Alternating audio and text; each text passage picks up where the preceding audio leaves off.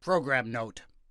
This episode contains references to sexual situations because that is something that is just below the surface of this biblical story. For this reason, this episode may not quite be for everybody.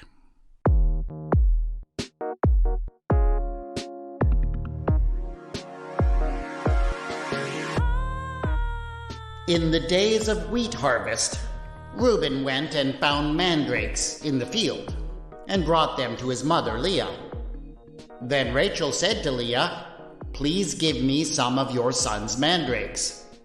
But she said to her, "Is it a small matter that you have taken away my husband? Would you take away my son's mandrakes also?" Rachel said, "Then he may lie with you tonight for your son's mandrakes." When Jacob came from the field in the evening, Leah went out to meet him and said, "You must come in to me, for I've hired you with my son's mandrakes." So he lay with her that night.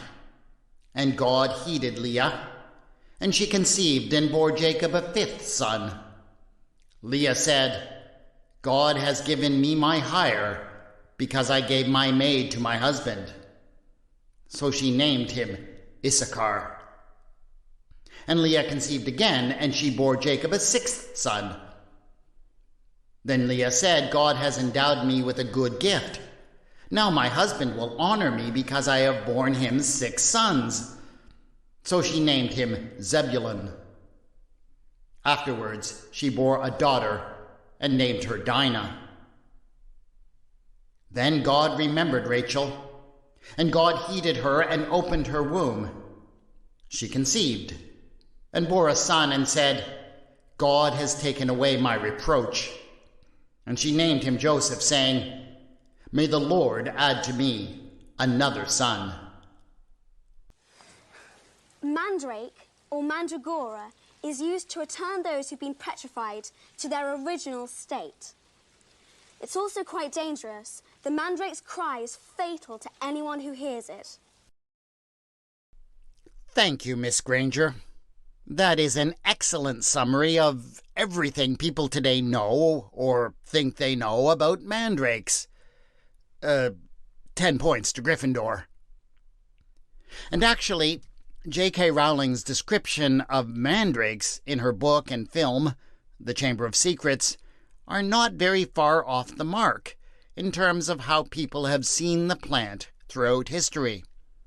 It has long been seen as a very mysterious plant, and one with mystical properties. This is certainly not accidental. It is true that various parts of the plant do have a narcotic effect and may cause hallucinations when ingested by human beings. In sufficient quantities, it can also be fatal. This alone would have been reason enough for ancient people to regard the plant with superstition. The fact that the root of the plant also has a strange, human-like form is probably what led to the ancient idea that the plant could be used as an aphrodisiac, and even as a cure for infertility. There was even a time in the Middle Ages when it was commonly believed that if the plant was improperly pulled out of the ground, it would emit a scream that maybe wouldn't kill the person picking it, but that was likely to curse them. But somehow, when mandrakes suddenly show up in the middle of the story of Rachel and Leah in the book of Genesis, I have found that people tend to be hesitant to talk about these ancient beliefs and medicinal uses of the plant. It is like they are afraid to dive too deep into what the story is really about. But you know me. I just love to take a biblical story just as it is. So, what is this one really about? This is Retelling the Bible.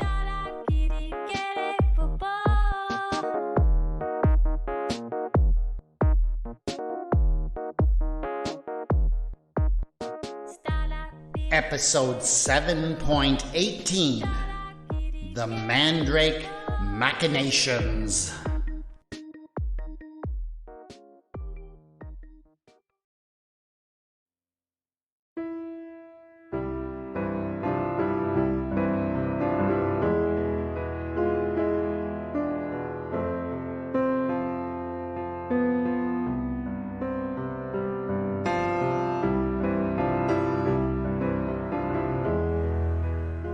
When the 10-year-old boy saw the flowers growing in the wheat field as he helped with the harvest, he admired their beauty.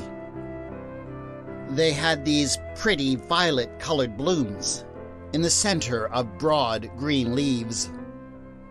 His first thought, and the one that stayed with him, was that perhaps if he brought them back to his mother, they might make her smile. Reuben's mother, Leah, did not smile very much. Part of that, maybe, was that she was an extremely busy woman. She was the mother of 6 boys, after all, 4 who were born to her, and 2 born to her servant Zilpah. Her boys often ran her off her feet, and that's not even counting the daughters who, not surprisingly, nobody ever counted. But it was not merely her hard work that got her down. There seemed to be a deep well of sadness within her, and Reuben had come to understand that that had a lot to do with her husband, Jacob. Reuben knew, all of the children who were old enough knew, that Jacob didn't love Leah. They knew it because he said so, on a regular basis.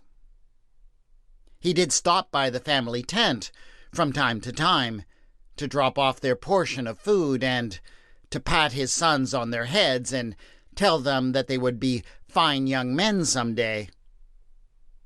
But he would barely even look at Leah. Reuben couldn't remember a time when he had actually slept overnight, though he knew enough about how things worked to realize that he must have done so before his youngest full brother, Asher, was born.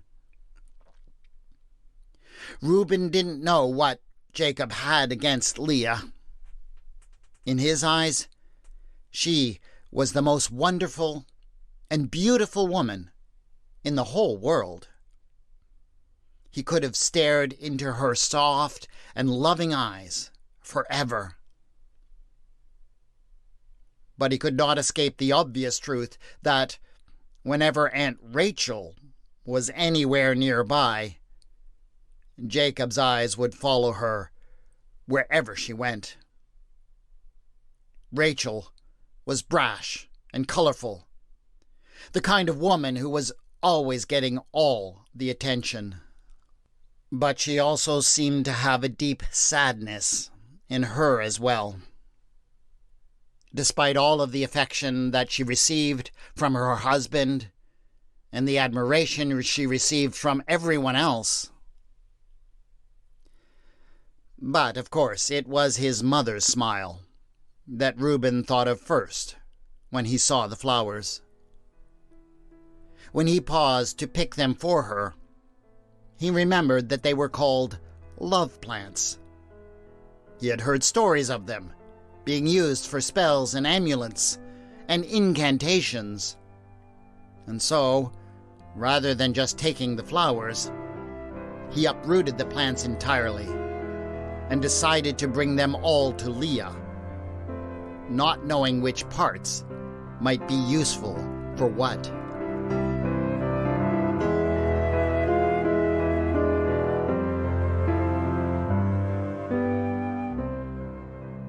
When Leah saw the plants, she did smile.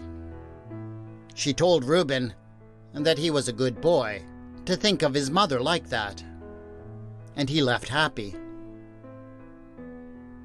She was not only thinking of how pretty the flowers were, or how thoughtful her son was, though.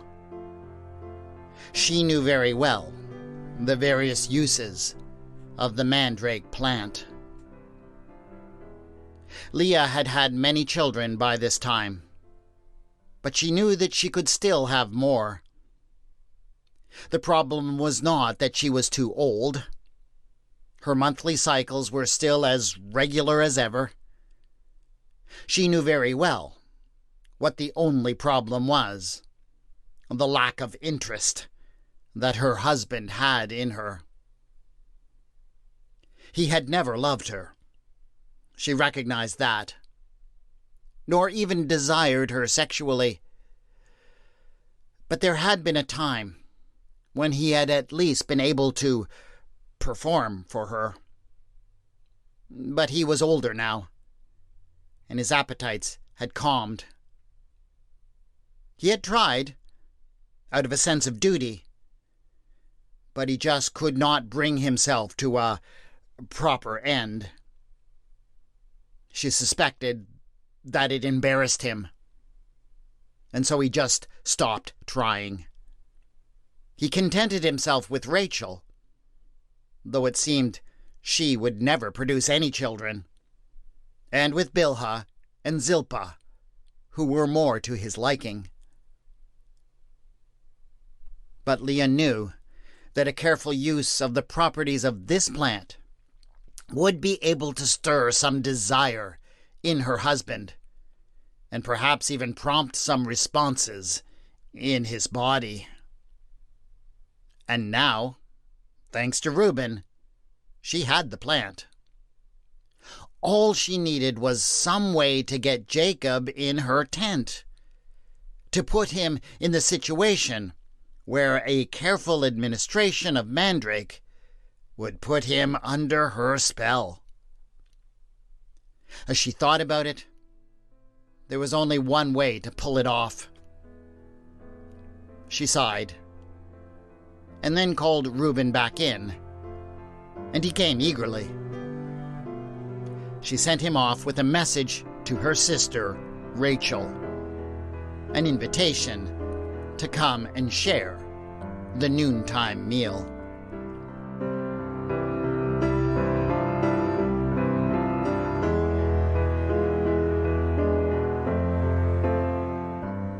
Rachel loved her sister.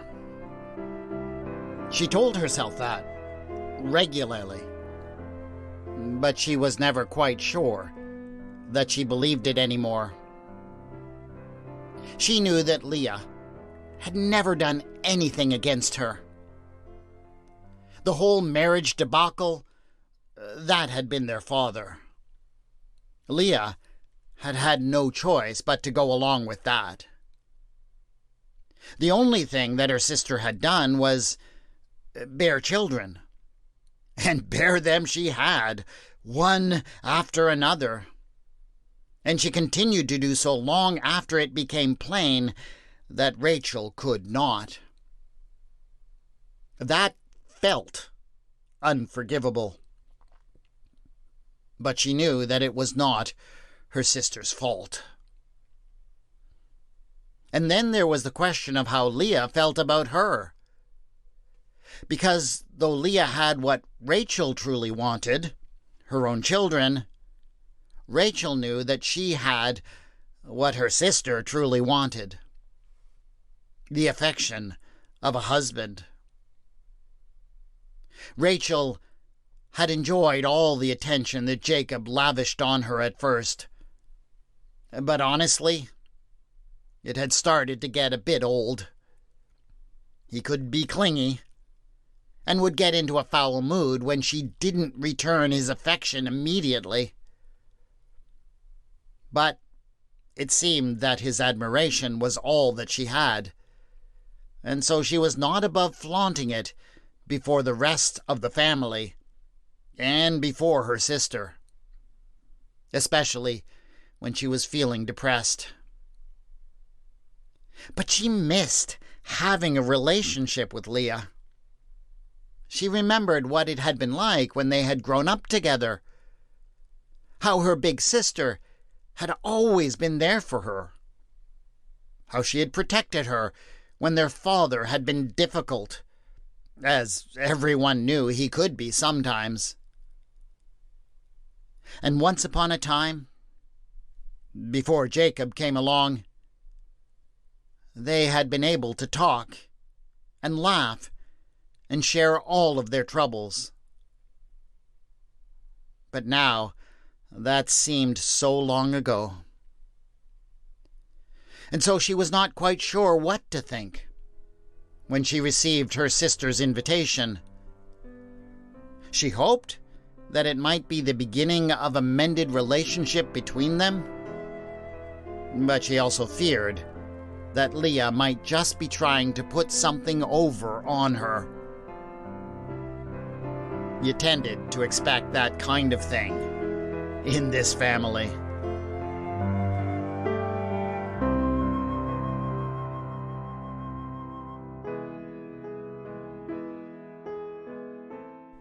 Leah had prepared a lovely lunch for her sister, with barley cakes and honeyed dates, curds and whey, and her best beer. She had also laid a beautiful table with her best dishes. In the center of the table, she had carefully arranged Reuben's mandrakes in a bowl of water. When Rachel arrived, she greeted her warmly, though perhaps a bit stiffly, and led her to the table. As she had expected, she saw her sister pause, and her eyes widen as they flashed to the table center. Oh yes, she knew exactly what those plants were. But she didn't say anything. Not right away. She just carried on sipping her beer and discussing the children and how the flocks were doing. But she couldn't stop her eyes from drifting over to the bowl of flowers every so often. Eventually, she could not help herself. She had to bring it up. "Those are such lovely flowers," she said. "They are mandrakes, aren't they? They're hard to come by. However did you get them?" And so Leah told her the story of her son's lucky find and thoughtfulness. She knew it was cruel, but she couldn't help adding the comment, "It is so nice to have such a thoughtful child." Rachel flushed ever so slightly when she heard that, but she quickly chose to ignore it. "Would you please give me some of your son's mandrakes?" she asked lightly, but then added with just a hint of bitterness, "Since I have no sons of my own to find any for me." Leah's smile was brief, and she quickly replaced it with a look of indignation. "So, you take away my husband every night," she huffed, "and now you want to take my son's mandrakes as well?" "Fine," Rachel said. "He may lie with you tonight in exchange for your son's mandrakes." And so, the deal was made. What's more, Rachel was certain that she had the upper hand in it. She was certain that there was no way that her sister would get any advantage from it.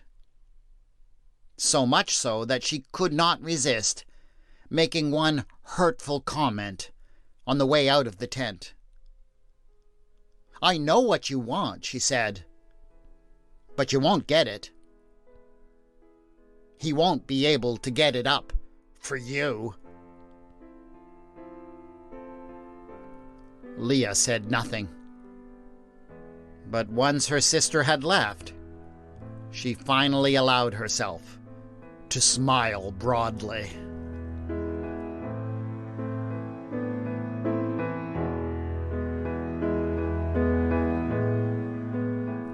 Leah had learned the various uses and preparations of the mandrake from her own mother. She knew it could be dangerous, even deadly, if someone ingested enough of it.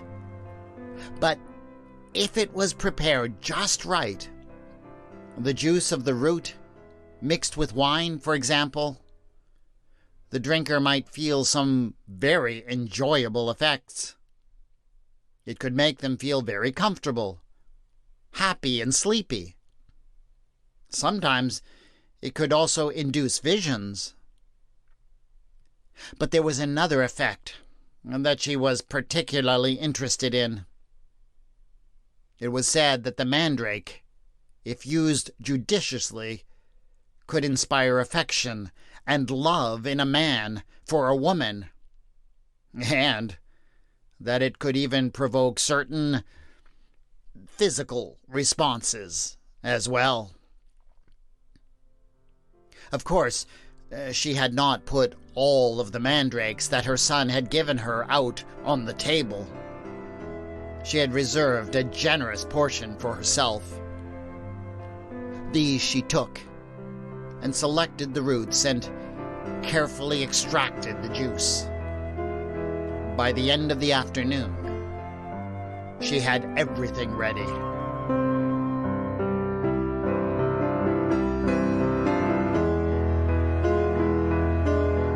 When Jacob returned from his work in the fields late that afternoon, Leah was ready for him. He was heading, as was his usual habit, for the tent of Rachel, whose body had filled his fantasies all afternoon. But Leah interrupted him. "You must come into me, for I have hired you with my son's mandrakes," she said. Jacob hadn't a clue what she was talking about. But he had long stopped being interested in the affairs of women and the mysterious preparations they made with herbs and plants. He had also learned not to meddle with their affairs and decisions. That always seemed to end badly. And so Jacob just shrugged and followed Leah to her tent. He didn't really expect anything more to come from them sharing a bed than Rachel had. But he also didn't think anything of it when she handed him a cup of wine as he entered, even though it admittedly had a bit of an odd taste to it. It didn't take long before Jacob was feeling very good, and, much to his amazement, actually found himself reacting to Leah's provocative actions. He began to respond to her like he hadn't in years.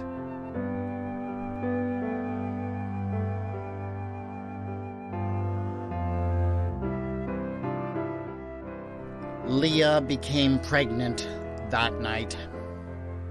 She suspected that she had right away, and when it was finally confirmed, she rejoiced.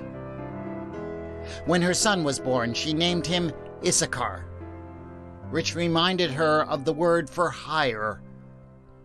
It seemed to her that she had received a worthy exchange for hiring out her son's mandrakes to her sister. And, of course, she did reserve the remainder of the mandrake juice. In the years that followed, with its assistance, she went on to bear 2 more children, a boy and a girl.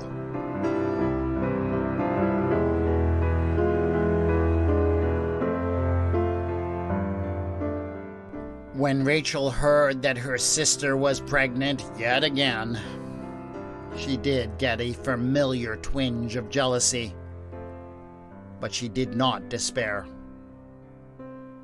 The lore for using the mandrake as a fertility cure took a little bit more patience than its uses for other things. Rachel took the plants that she had and gently brushed away the dirt. She looked at the roots. As the lore had promised, the roots did indeed look somewhat like little people, with arms and legs and little faces.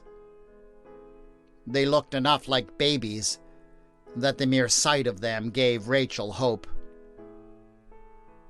She very carefully picked out the mandrake root that looked most like a young man, right down to certain bodily features. After all, it was absolutely essential to Rachel not only that she produce a child, but that it be a boy child. It took some time for her to dry the root and carefully coat it with several layers of resin, all the while repeating certain incantations that she had learned from her mother. But eventually the amulet was ready. She had it set on a chain that she wore on her neck through several cycles of the moon. Finally, when all was ready, she summoned Jacob back into her tent, and he came willingly. It did take several months in the end. It seemed like a lot of trying, but Jacob certainly didn't complain about it. And actually, Rachel didn't mind it either, because for the first time in a long time, she actually felt that there was a purpose in it for her. Leah was actually already pregnant with her... what was it? With her 6th son by the time Rachel finally conceived. But Rachel didn't mind in the least this time. She finally had the one thing that made her life feel complete. Jacob blessed Yahweh for the incredible miracle of his favorite wife finally having a child.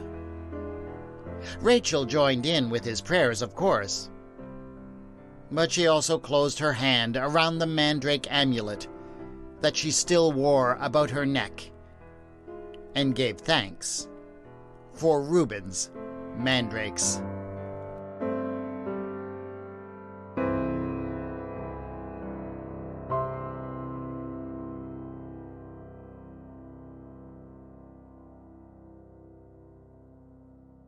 One of my amazing Patreon supporters, who goes by the name of Pink Abu, suggested that it was time for this podcast to tackle the story of Rachel and Leah. I couldn't have agreed more.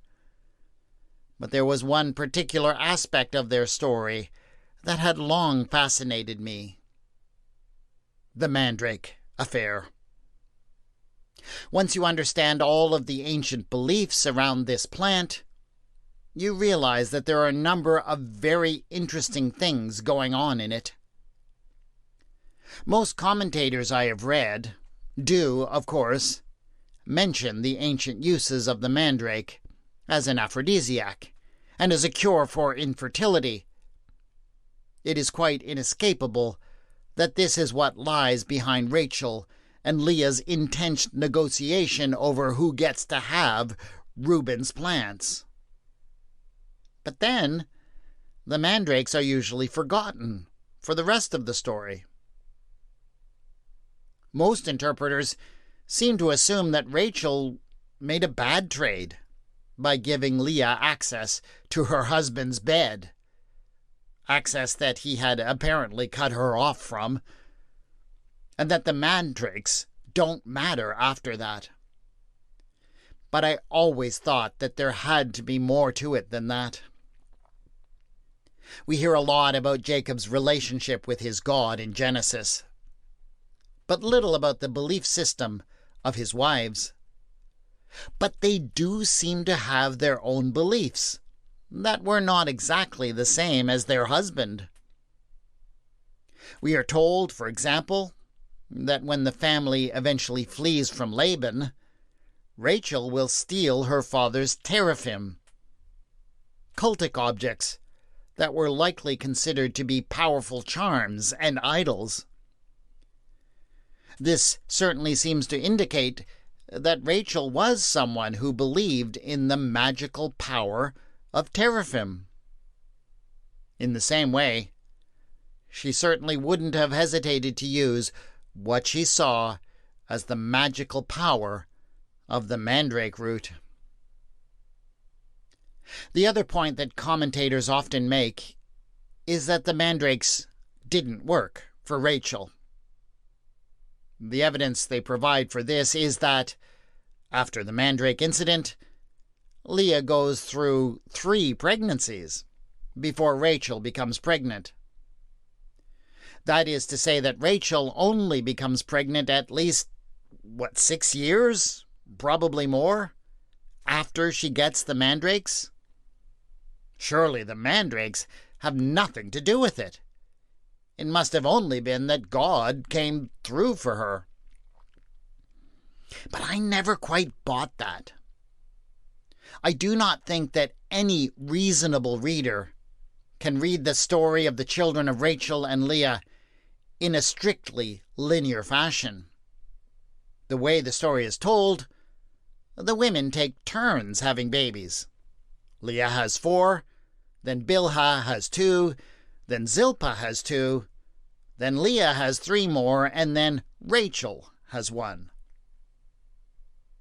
That makes little sense in practical terms.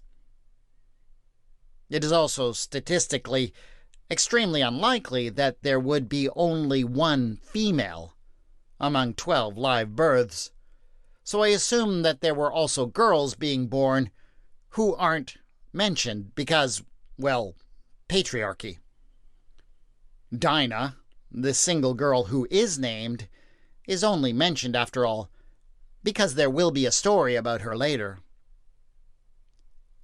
Because of all of this, I have always assumed that the author is simply sorting the children according to their mothers and not necessarily in strict chronological order. At the very least, many of these pregnancies are meant to be understood as concurrent. So, who is to say how long after she got the mandrakes Rachel became pregnant? Surely she understood that the mandrakes played some role in her success. And yes, I know, though modern science agrees that the mandrake is a very potent plant with strong effects, and that it can also be poisonous, there is absolutely no evidence that it can be used as a substitute for Viagra, or that it can cure infertility. What there is evidence of, however, is that ancient people believed that the plant had such powers. And modern research has shown that patients who believe in their medication do show improvement, even if they are only given a placebo. So maybe there was a medical effect, or maybe it was a placebo. But I really feel that there is no denying that the mandrake is an essential part of this incredible story of 2 sisters and their war of the wombs. So, thanks, Pinkaboo, for finally directing my attention to this story. That is it for this episode of Retelling the Bible. Please subscribe so you can get the next episode in a couple of weeks. And do leave a review on your podcast provider to help other people find and appreciate this podcast. The theme music for the podcast is Ada, and the mood music for this episode was Pride, both by Kevin MacLeod. The music is licensed under the Creative Commons and can be found at filmmusic.io. You can contact me on Twitter, or whatever it's called, at Retelling Bible, and on the Facebook page, Retelling the Bible. Show notes for this episode have been posted at retellingthebible.wordpress.com. Thanks again to my awesome Patreon supporters who back this podcast.